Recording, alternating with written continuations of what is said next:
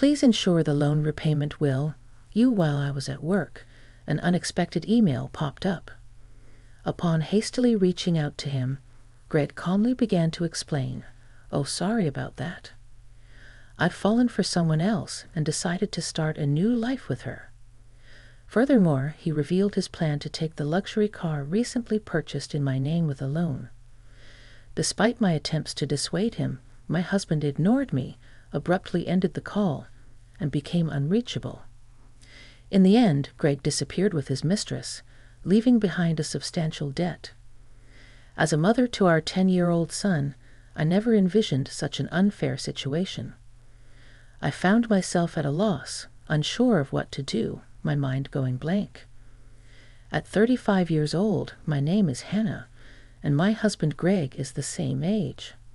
We were a family of 3, including our intelligent 10-year-old son Ryan. Ryan had displayed remarkable intelligence from a young age, reading papers on the computer and seeking my opinion on complex topics. In contrast, Greg was unstable, never holding down a steady job. Despite my full-time job and concerns about our future, Greg had recently maintained a stable income for 3 years. Lately, Greg spoke of making memories as a family, leading us to decide on buying a $35,000 camper van. However, due to Greg's inability to pass the finance company's loan review, I ended up taking the loan for the car. On the eagerly awaited delivery day of the camper van, I received an abrupt email from Greg stating he would graciously take the delivered van since the loan was in my name, and I would handle the repayments. Confused, I called my husband immediately, only to hear him confess, "Well, I've fallen in love with another woman and decided to date her. I intended it to be just a fling, but it turned serious, so I'm thinking of starting over my life with her. Bye." He mentioned the divorce papers we had discussed during a previous fight, declared he would file them, and unilaterally ended the call. This exchange marked the first time I realized I had been betrayed by Greg, a shocking blow. Subsequent attempts to contact him yielded no response. When I returned home from work and checked the drawer the divorce papers should have been, they were already gone, leaving me burdened with a significant debt from a $35,000 car loan. Despite my repeated attempts to reach out to my husband through emails and calls, I never received a reply. Ryan, noticing my unusual behavior, came to check on me with concern. After dinner, "Mom, what's wrong? You haven't been eating much lately. Are you okay?" "Ah, yeah, maybe. I'm just tired," I replied. "Ah, when people lie, they look up to the right. Lying is bad. I've noticed Dad hasn't been home for 3 days. Did something happen between you two?" Startled by Ryan's sharp words, I took a deep breath to calm myself. Feeling that I could no longer hide the truth, I decided to tell Ryan everything. "I see. It's just like Dad to do something like that. Aren't you sad?" "No, I kind of understood from how things were going." Ryan, seemingly foreseeing the future, appeared unconcerned about our parents' divorce, but I knew he must feel sad about it in his heart. While silently apologizing to Ryan in my mind, I worked desperately, trying not to think about the dreadful events. However, my body was honest, and gradually, my health deteriorated. There was a training session planned at work that day, but I couldn't stand up and ended up squatting down. "Sorry, I can't stand up right now. I need to take a break." I heard my colleagues' voices full of concern, but I couldn't respond and collapsed. When I regained consciousness, I found myself in a hospital room. I received a diagnosis from the doctor that I needed detailed examinations, and I was admitted to the hospital. "Hannah," I thought, "I feel so pathetic. It's supposed to be just emotional stress." Looking at the IV drip in my arm and the white ceiling of the hospital room, tears naturally started to flow. At that moment, Ryan, who is usually calm, rushed into the room with an extremely worried look, prompting me to quickly wipe away my tears. "Mom, what happened? Is it serious? You're not going to die, right?" "Of course not. I wouldn't leave my dear son alone." "Ah, that's good, really. I was called by the school teacher and told that you were taken to the hospital." I was so shocked, my heart nearly stopped. Ryan is usually mature for his age, but he's still only 10. I felt a strong resolve to get better for his sake, but my condition was worse than I thought, and I was diagnosed with a serious illness. The doctor advised, "You should have surgery as soon as possible. Please make a decision quickly." Following the doctor's advice, I underwent surgery, and by the time I was discharged, it had been a month since Greg had left. When I returned home and opened the mailbox, I found a demand letter for the car loan payment. "Hannah," I thought, "the repayment should have been automatically deducted from my account." In panic, I checked the account balance with my cash card, and the balance, originally $20,000, was now only $33.90. "Hannah," I thought, "Greg did this. I want to ask him to return the money, but I can't contact him. What should I do? Since I don't have the camper van, I can't sell it." After Greg left, everything seemed to be going in a bad direction, and my mood sank deeper. Seeing me saddened by my series of misfortunes, Ryan put his hand on my forehead. "You look pale. Are you feeling sick again? You don't seem to have a fever, though." "I'm fine physically, but you see, your father not only took the car, but also all the money we had saved. I can't work due to my physical condition, and now we have no money. I'm at a loss." "I see. Then I'll deliver newspapers, and I'll search the internet to see if there's any work I can do." Encouraged by my 10-year-old son, I told myself that it wasn't the time to be down. "Sorry for worrying you. I can't afford to be weak. I'll change my mindset and try to do whatever I can," I said, smiling at him.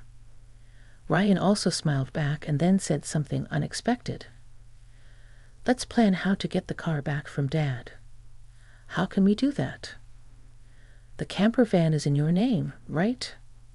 "Yes, but what about it?" "Then maybe we can?" Ryan suggested an idea that I couldn't even imagine. I had never thought such an idea could exist. "Also, I have no idea where your father is." "Then let's check on my phone. A month ago, once when we went hiking as a family, surprisingly, Ryan, who is usually very reliable, felt lost. At that time, we bought him a kid's cell phone on suggestion and installed the GPS app on it, which both Greg and I could access. With this app, I can see where Dad is in real time, and he's been moving around a lot." "Oh, is that so? But what if we find him, and he just says something vague and escapes again?" As I pondered this, Ryan smiled and made an intriguing suggestion. "Don't worry. I've already taken precautions." "What did you just say?" To my astonishment, Ryan had acted independently while I was in the hospital, achieving something unbelievable.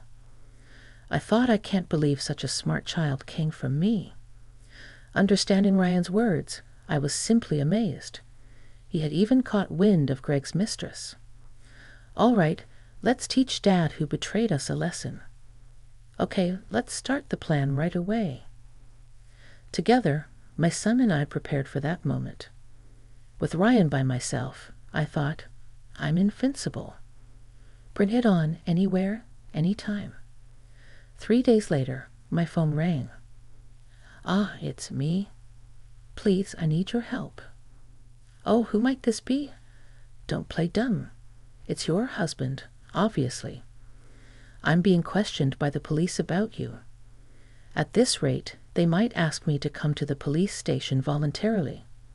Help me out." "Oh, is that so? Just wait a moment, then."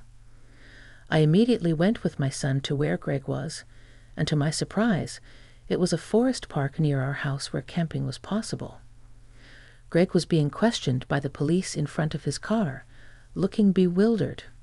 Feeling pathetic, I sighed and told the police we needed to have a talk as a couple and asked them to leave for a while.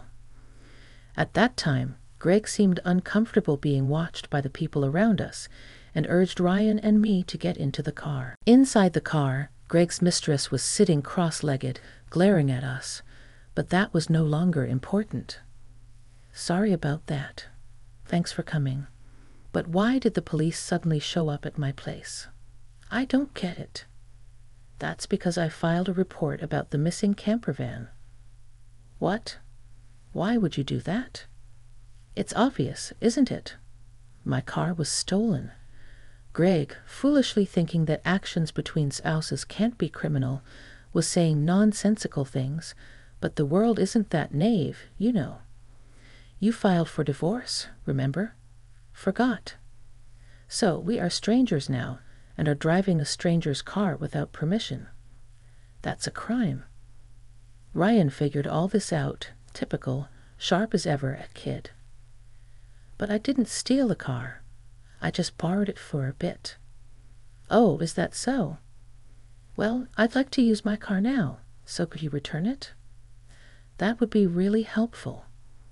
As I reached out my hand, asking Greg to return the keys, he reluctantly handed them over after confirming it was returned. Ryan quietly started talking. Hey, why did you abandon your family and choose to play around with this woman? Caught off guard by his son's unexpected question, Greg was flustered and awkwardly scratched his head. Seeing this, Greg's mistress chuckled smugly and started talking. It's because I'm more attractive than your mother. Look at me. You can see it, right? He fell head over heels for me and decided to leave his family. Quiet. I didn't ask you, old lady. Dad, you answer. Mandy was silenced by Ryan's stern tone, but Greg remained quiet. If you can't explain, that's fine. I'll just have the police come back and arrest you.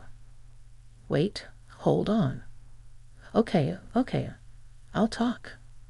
Mandy, it turns out, joined Greg's company 3 months ago. They were attracted to each other and became involved at the welcome party for new employees. Later it was discovered that Mandy was pregnant, and Greg decided to start a new life with her, leaving us behind. Why did you take the camper van? I quit my job and thought about selling the car for money, but it seems like you were using it quite a bit, weren't you? I thought it was a waste to sell it right away, so we decided to go on a trip. Wait, how do you know all this? Remember when Ryan got lost? After that, as a precaution, we bought him a kid's cell phone and installed the GPS app on it. Did you forget? We installed it on your phone too, so I knew where you were all this time. By the way, I later found out from Ryan that he had pretended to get lost during our family hike because he wanted a cell phone. I was amazed at Ryan's ability to think and act so strategically.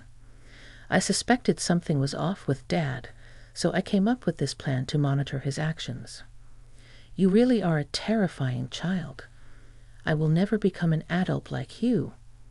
Greg, faced with the hard truth Ryan told, was a pitiful adult, unable to offer any rebuttal. In contrast, seeing Ryan, only 10 but able to think and speak his mind firmly, gave me a sense of strength as a mother.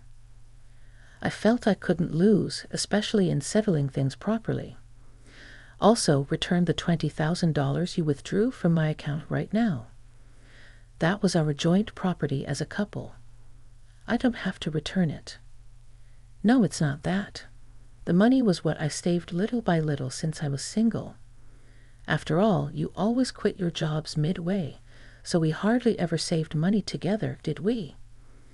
I was appalled to hear that the $20,000 had been squandered by Greg and his mistress. It was the moment I felt relieved about divorcing him. So that's how it is.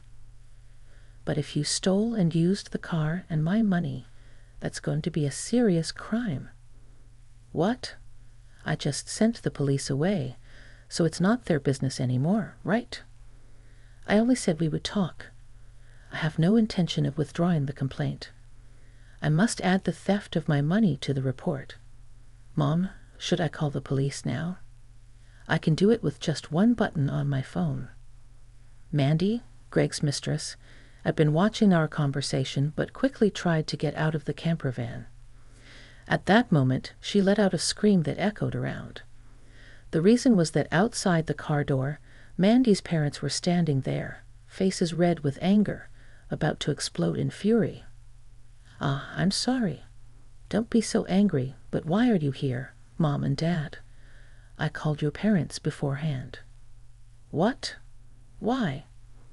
The truth was, during my hospital stay, Ryan had visited Greg's office and tearfully told them, "My dad left the house with a woman we don't know," and my mom collapsed.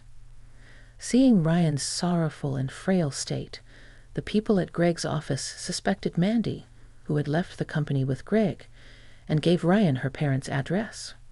Greg and Mandy had been overly friendly at the office, and there were photos showing them together at the welcome party for new employees, looking like a couple.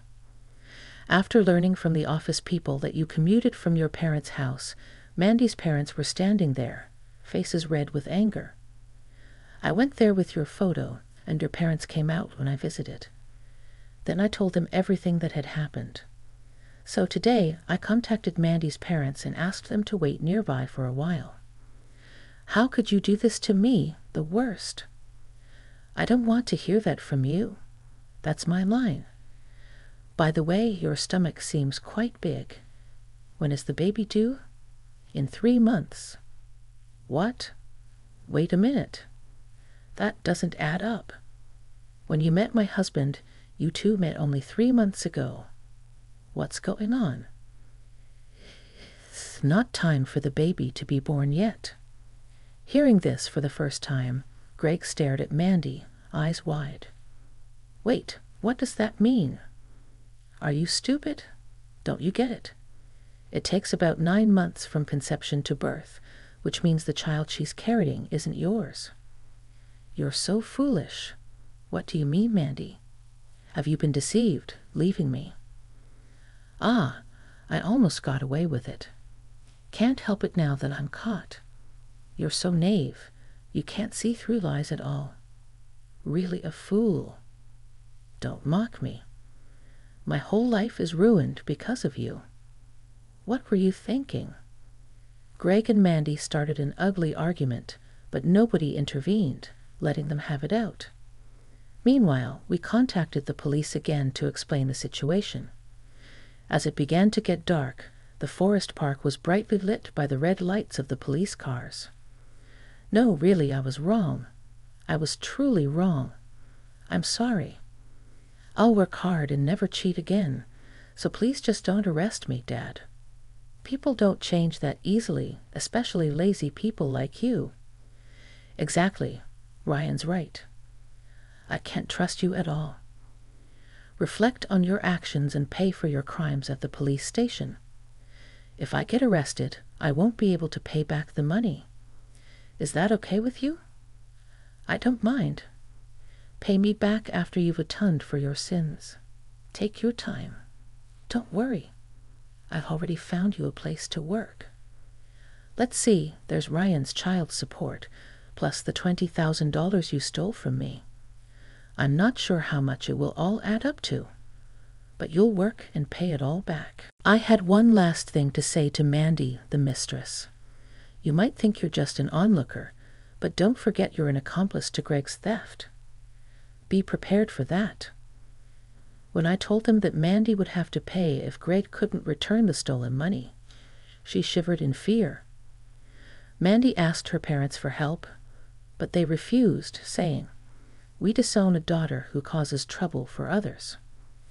Thus, Greg and Mandy were taken away in a police car together. Thanks to Ryan's smart strategy, we were able to punish Greg and his mistress, Mandy. Though they were released from detention soon after, they faced a hefty payment to me through a lawyer. I claimed $20,000 in damages. Additionally, I made Greg agree to pay $500 a month in child support for Ryan. I introduced Greg to a subcontracting factory of the company I work for. The support and other charges I claimed from Greg would be deducted from his salary and paid into my account. I'd also sold the camper van and was freed from the auto loan. Since then, my health has improved remarkably, and I am now energetic, committed to my job. Ryan has been actively helping with household chores and errands. I want to keep moving forward strongly so that Ryan can pursue the path he loves without giving up.